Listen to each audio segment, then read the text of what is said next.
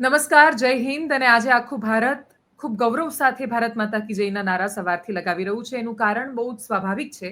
Operation સિંદૂરના સ્વરૂપમાં પાકિસ્તાનને આપેલો જવાબ, ભારતીય સેના તરફથી કરવામાં આવેલી પત્રકાર પરિષદ, થોડા જ સમયમાં પ્રધાનમંત્રીનું સામે આવીને આપવામાં આવી રહેલું વક્તવ્ય, આ બધું જ મેટર કરે છે. પણ એની આગામી કઈ અસરો, ભૂતકાળમાં જે થયું એના સંદર્ભે આપણે જો સમજવાનો પ્રયત્ન કરીએ તો 1971માં જે પાકિસ્તાને કર્યું એના પહેલાના સમયમાં જે કરવામાં આવ્યું, પાकिस्तान શું કામ સતત પોતાની ભૂલોમાંથી નથી શીખી શક્યું? આ પ્રશ્ન સાથે સ્ક્રીન પર આપ કર્નલ ડॉक्टर राकेश कुमार ने જોઈ રહ્યા છો. સર, आपका बहुत स्वागत है. जय Hind. Jain, thank you very much. Thank you for inviting me for this particular meeting. We continue Hindi में बात करेंगे या इंग्लिश में बात करेंगे? हिंदी में बात करेंगे सर. ओके. कि पाकिस्तान क्यों अपनी गलतियों में से कभी सबक नहीं लेता? जब इतने सालों के संघर्ष को हम देखते हैं, जैश के अड्डे वहां पे होना, लश्कर के अड्डे वहां पे होना उनके लिए बहुत आम बात हो गई है. वो हमेशा से प्रॉक्सी वॉर करता रहा है. लेकिन जैसे कि उन्होंने 1971 में किया, भारत पे सीधा हमला करने की कोशिश की, ऐसी गलती पाकिस्तान न दोहराए उसके लिए वहां पे आप जब ये पूरा ऑपरेशन सिंदूर वगैरह देखते हैं, क्या रिएक्शन रहता है आपका ये सब उनके पास्ट को देखकर?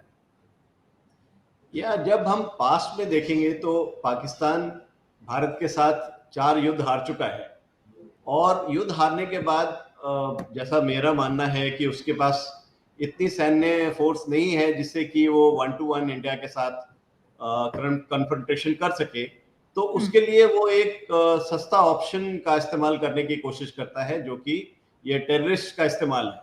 और यही इस्तेमाल करके वो अपना जो एजेंडा है, जिसमें वो कश्मीर के इशू को भड़काना चाहता है या हमारा इंटरनल डिस्टर्बेंसेस करना चाहता है, उन सब के लिए वो टेररिस्ट का इस्तेमाल करता है, जो कि एक सस्ता ऑप्शन है. दो बहुत इलीगल है, बहुत अनएथिकल है, लेकिन पाकिस्तान इसको फॉलो करता है. सिर्फ 15 दिन हो गए हैं, हमने ऑपरेशन सिंदूर के नाम पर और उसके तौर पर हमने पाकिस्तान को एक जवाब भी दिया. लेकिन एक सवाल ये है कि जो कश्मीर में घुसकर आए थे वो आतंकी, अभी तक हम उनको खत्म नहीं कर पाए. कश्मीर के वो लोग जो उनके लिए लोकल सपोर्ट बनकर तैयार हुए, उनको भी हम पूरी तरीके से आइडेंटिफाई नहीं कर पाए. आपका अनुभव क्या कहता है? ऐसी चीजों में ऐसे आतंकी कहाँ छिपते हैं, उनको कैसे सपोर्ट मिलता है, उसको हम कैसे रोक सकते हैं?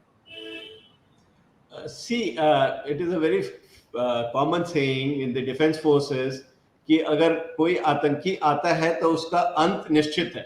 अगर वो हथियार उठाता है और एक एक्शन में पार्टिसिपेट करता है तो उसका अंत निश्चित है. समय सीमा कितनी है वो डिपेंड करता है. अभी वैली के अंदर बहुत सारे एक्सपर्ट्स बैठे हैं जो कि इस काम में माहिर हैं. वो अपना काम अच्छी तरह कर रहे हैं और मैं श्योर हूं कि जो इंडियन डिफेंस फोर्सेस जो एक्शन ले रही है एज ए सिंदूर एक्सरसाइज सिंदूर, और उससे रिलेटेड जो मिलिटेंट्स के अगेंस्ट जिन्होंने ये कार्रवाई की थी, एक घिनौना कार्रवाई, घिनौना अपराध किया था, उनको भी कुछ समय के अंदर पकड़ा जाएगा. उनको हेल्प करने वाले लोगों को पकड़ा जाएगा और उनके साथ जो भी एक्शन रिक्वायर्ड है वो लिया जाएगा. पुलवामा और उरी के बाद हमने जो सर्जिकल स्ट्राइक, एयर स्ट्राइक की, वो इस ऑपरेशन सिंदूर से कैसे अलग है? जैसा कि मीडिया से मेरे को पता चला है और जो मैंने अभी ब्रीफिंग देखी है एमई की और डिफेंस की, सर्जिकल स्ट्राइक में हम पाकिस्तान की बाउंड्री के अंदर गए थे और अंदर जाके हमारे एयरक्राफ्ट ने पाकिस्तान के टारगेट्स पे बमबारी की थी. इस स्ट्राइक में जो आज हुआ है सुबह, उसमें 9 टारगेट्स के यूज किए गए और ये टारगेट में जो हमारे एयरक्राफ्ट थे वो हमारी सीमा के अंदर रह के उन्होंने प्रिसिजन वेपन्स का इस्तेमाल करके और मिसाइल्स का इस्तेमाल करके पाकिस्तान के टेरिटरी में बमबारी की है. उनके रडार सर हमें क्यों डिटेक्ट नहीं कर पाते कभी? नहीं, ऐसा नहीं है. रडार्स दोनों तरफ से एक्टिव हैं. रडार्स डिटेक्ट करते हैं, बट हम जब ऑपरेशन के लिए जाते हैं तो बहुत तैयारी के साथ जाते हैं और इतनी तैयारी होती है कि हर जो उसका एक्शन है उसका हम रिप्लाई सोच के जाते हैं. तो उस पीरियड ऑफ टाइम में जब हमारे एयरक्राफ्ट जब पाकिस्तान सीमा के आसपास जा रहे हैं, इस केस में वो अंदर नहीं गए थे, तो हम कई और तरीके का इस्तेमाल करते हैं जिससे कि वो हमारा डिटेक्शन नहीं कर पाए हमारे एयरक्राफ्ट का या हमारे फाइटर बॉम्बर्स का।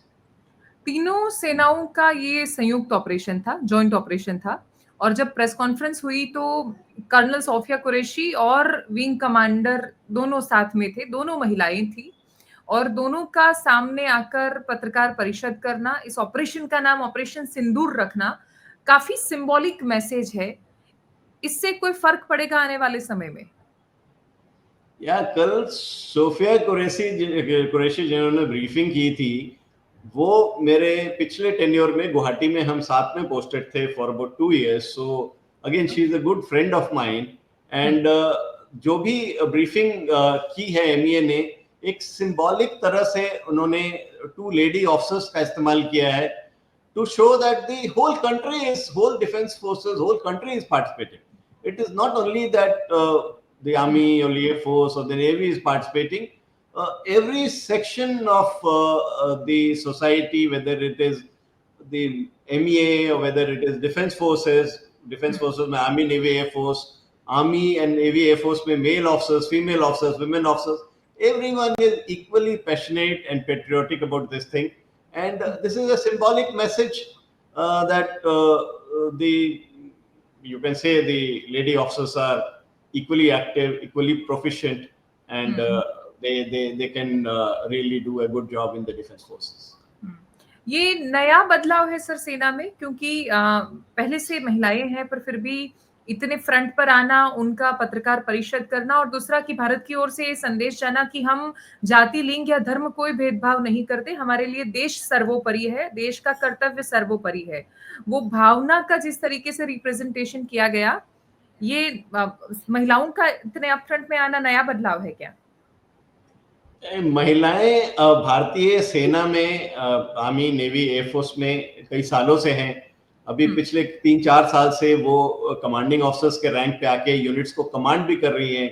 जैसे कल सोफिया कुरैशी 2 साल पहले अप्रूव हुई थी और वो भी अपने एक यूनिट को कमांड कर रही हैं। सो वो वेरियस लीडरशिप रोल में काफी उभरी हैं और उनका जो एक्सपीरियंस है, उनका जो भी सोच है, वो भी एक तरह से बहुत मायने रखता है इस पूरे ऑपरेशन में। और हमने दो it is symbolic where the different like the lady officers have been used, the people who are from various kind of system have been used for the press briefing. But this is a press briefing. This is not an operational handling. So they are very suited. They speak well. They must have performed well in their life. So that's why they have been chosen. Okay. Sir, ex army chief Manoj Naravane का statement आया। उन्होंने Twitter पे लिखा, picture अभी बाकी है। लाखों लोग देख चुके हैं उस बात को और बहुत सारे लोगों के मन में ये सवाल है कि ऑपरेशन सिंदूर से बात खत्म होती है या यहाँ से बात शुरू होती है? मैम, हम जब ऑपरेशंस की बात करते हैं, स्पेशली मिलिट्री ऑपरेशंस की बात करते हैं, तो कोई प्रेडिक्ट नहीं कर सकता कि फ्यूचर क्या है। You just saw various Russia Ukraine war, जब ये स्टार्ट हुआ था लोगों ने सोचा कि 10 दिन में ये वॉर खत्म हो जाएगा। सिमिलरली जब हमने हमास वाला, इजराइल हमास का ऑपरेशन देखा, वो भी सोचा कि 5-6 दिन में खत्म हो जाएगा। ये चीजें हो सके, और सर्जिकल स्ट्राइक हमने देखा, वो चीजें रिजॉल्व हो गई। So it can go either way. No one can predict what would be the reaction, but I'm sure the country where it is progressing very well economically and doing very well in so many fronts would try to, मतलब वो एक ऐसा अपने आप को, action को सीमित करेगा जिससे कि ये चीजें एक लिमिट के अंदर शायद खत्म हो जाएं और जल्दी दोबारा फिर पनपे नहीं, वापस नहीं है। Very true. और देश के लिए प्रायोरिटी भी वही हो सकती है, पर that depends on Pakistan also कि सर, क्योंकि पाकिस्तान के पास रिटालिएट तो शब्द ही गलत है, क्योंकि रिटालिएट तो भारत ने किया है, पर फिर भी पाकिस्तान जिस तरीके से रिएक्ट कर रहा है, पाकिस्तान के प्राइम मिनिस्टर या उनके विदेश मंत्री, रक्षा मंत्री जिस तरीके से लिख रहे हैं, हमारे पास वजह थी, हमारे सिविलियंस पे हमला किया गया था, हमने फिर भी उनकी सेना पे हमला नहीं किया, ना सिविलियंस पे अटैक किया, हमने टेररिस्ट इंफ्रास्ट्रक्चर पे अटैक किया। पाकिस्तान के पास क्या वजह हो सकती है कुछ करने की? एक्चुअली मैम ये इसके बारे में बहुत कुछ कह नहीं सकते इस वक्त कि पाकिस्तान के पास क्या वजह हो सकती है और करेगा कि नहीं करेगा वो रिटेलिएशन, डिपेंडिंग ऑन जो हमारा आज के तारीख में प्रिपरेशन है, जो हमने ऑफेंसिव पोस्चर इस्तेमाल किया हुआ है, उसको देखते हुए पाकिस्तान शायद ये डेयर ना करे कि वो इस रिटेलिएशन के ऊपर दोबारा जवाब दे। बट सम एक्शन एक्सपेक्टेड है, पॉसिबल है कि कुछ एक्शन हो जिसके लिए हमारे देश को और हर एक नागरिक को पूरी तरह तैयार रहने की जरूरत है। ओके। सर 1971 में ऐसा क्या हुआ कि दो देश युद्ध की दिशा में चले गए और उससे हम कैसे अलग है? 1971 was a very very different story, जिसमें कि हमने देखा था कि बांग्लादेश के अंदर बहुत सारे प्रॉब्लम्स हो रहे थे। उसके पहले द इलेक्शंस हुए थे पाकिस्तान में जिसमें शेख मुजीबुर रहमान जीत गए थे और वो overall combined Pakistan, east Pakistan और वेस्ट पाकिस्तान के रूलर हो सकते थे। वेस्ट पाकिस्तान को ये एक्सेप्टेबल नहीं था, सो उनको हटा दिया गया और उसके बाद मुक्ति बाहिनी बांग्लादेश काफी फ्रीडम चाहता था।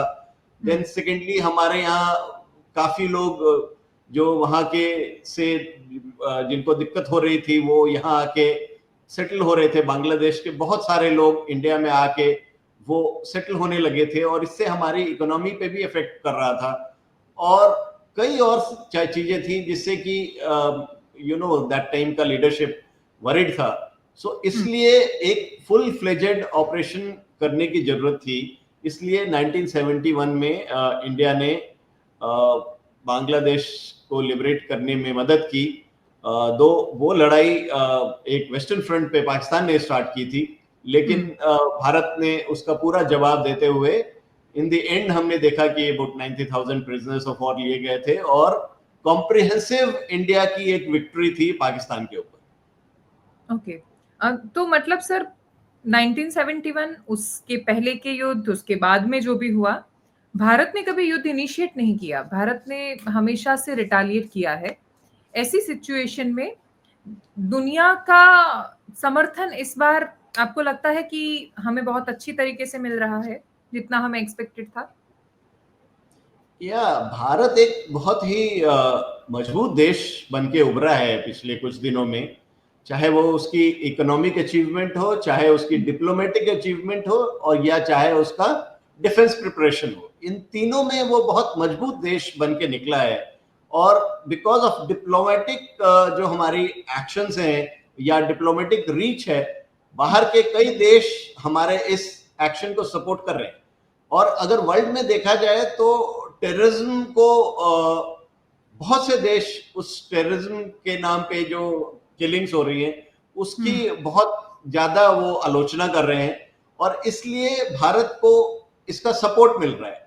और स्पेशली ये जो पहलगाम की घटना हुई थी जिसमें कि सिविलियंस की कैजुअलिटी हुई थी, तो उसको देखते हुए पूरे विश्व में एक तरह से ये उनके दिमाग में है कि ये चीज गलत हुआ था एंड इंडिया ने एडिक्वेट प्रूफ दिए कि पाकिस्तान इसमें इन्वॉल्व था। और इंडिया बिकॉज एक स्ट्रांग नेशन है, अगर किसी चीज को रिटेलिएट नहीं करेंगे तो ये दोबारा हो सकता है। इसलिए ये रिटेलिएशन जो एक्सरसाइज सिंदूर और ऑपरेशन सिंदूर के नाम पे हुआ है बहुत ही जरूरी था। दैट्स द रीजन व्हाई हमने ये ऑपरेशन किया है। आई एम श्योर गवर्नमेंट ने ऐसे ही प्लान किया। Okay. Thank you so much colonel sir for joining us. Thank you. Thank you very much. Done, sir. Thank you. Thank you. You asked good questions. Thanks, sir. Thanks.